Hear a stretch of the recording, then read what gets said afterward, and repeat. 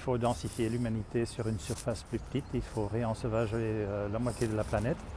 Donc ça, c'est pas un cadeau, c'est pas facile. Et ça veut dire qu'il faut se densifier et rendre cette densité assez attractive pour être désirable. Ça veut dire que les villes denses doivent devenir en même temps des villes plus vertes.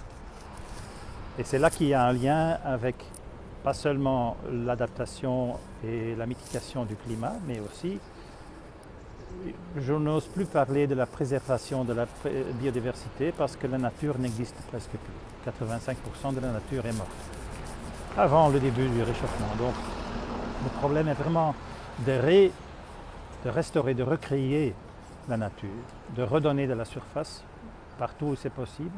Et même en ville, après 10 000 ans de présence sédentaire humaine, il y a une partie de la biodiversité qui est née dans la symbiose avec les humains. Et donc avoir une ville qui est nature inclusive, comme on dit, c'est beaucoup moins cher pour la maintenance des espaces publics d'avoir des systèmes biodiverses au lieu du gazon tondu. Et donc, ça ne coûte pas de frais d'investissement d'immobilier parce qu'on peut toujours dire on va construire au lieu de partout, sur 10% d'une surface on monte plus haut, 20% de parcs et 70% de nature sauvage urbaine, avec des sentiers en caillebotis, des cabanes d'observation pour les gens qui aiment la nature, des panneaux d'information pour les enfants et les écoliers, etc. Donc je crois qu'il y a là quelque chose qui peut être du win-win pour tout le monde, parce que faire des rues et des squares beaucoup moins minérales et sans système d'égouttage, c'est non seulement moins cher en mise en place, mais aussi en maintenance. Et donc ça va nous donner des villes presque paradisiaques avec des températures qui sont, parce que pour le moment les températures sont le double de la montée des températures moyennes de la planète. La planète est à 1,5, Bruxelles est déjà à 3 degrés. Donc ça va nous donner des villes qui sont plus cool dans le sens littéral et figuratif du mot, et ombragées, une canopée d'arbres, des systèmes, des réseaux bleu-vert, plein de nature, plein de zones de repos et avec des zones accessibles et des zones non accessibles, parce que les Hautes-Fagnes, tout le monde croit qu'ils ont visité toutes les Hautes-Fagnes, et je crois que les caillebotis et les zones accessibles ne sont même pas 10% de la surface. Donc la perception doit être 100%. Et il ne faut pas empiétiner partout avec nos petites bottines sales pour préserver justement cette perception et cette beauté. Et c'est valide pour la nature en dehors des villes, où il faut lentement faire évaporer les lotissements.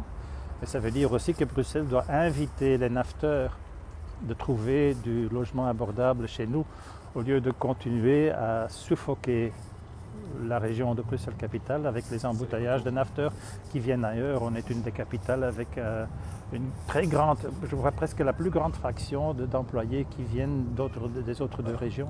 Je crois qu'il y a des exemples. Dissocier le développement spatial de la propriété privée. Il ne faut pas être propriétaire d'un terrain pour recevoir un droit de construction. Si tu as 2 terrains où la réglementation dit tu montes à 4 étages sur le site A et à 4 étages du site B, mais avec l'augmentation des inondations, il serait mieux que le site B devienne une zone d'extension de marais, zone de tampon pour le trop-plein des grands orages et des averses. Eh bien, l'urbanisme peut simplement dire à ces 2 propriétaires, vous pouvez construire ensemble maintenant 4 plus 4, ça c'est 8 étages. Eh bien, vous les construisez ici à côté de la gare. Et là, ça devient la nature. Le revenu est exactement le même, mais tout le monde habite à côté d'une mobilité plus intéressante que la voiture. Et la nature la plus urgente, c'est pour le stock des averses et des orages, et l'infiltration est créée sans exproprier qui que ce soit. Donc l'urbanisme peut imprimer de l'argent conditionnel, où on dit vous ne développez ici que si on crée de la nature, où vous pouvez monter à 16 étages, mais les 8 étages supplémentaires ne sont que du logement locatif à prix abordable.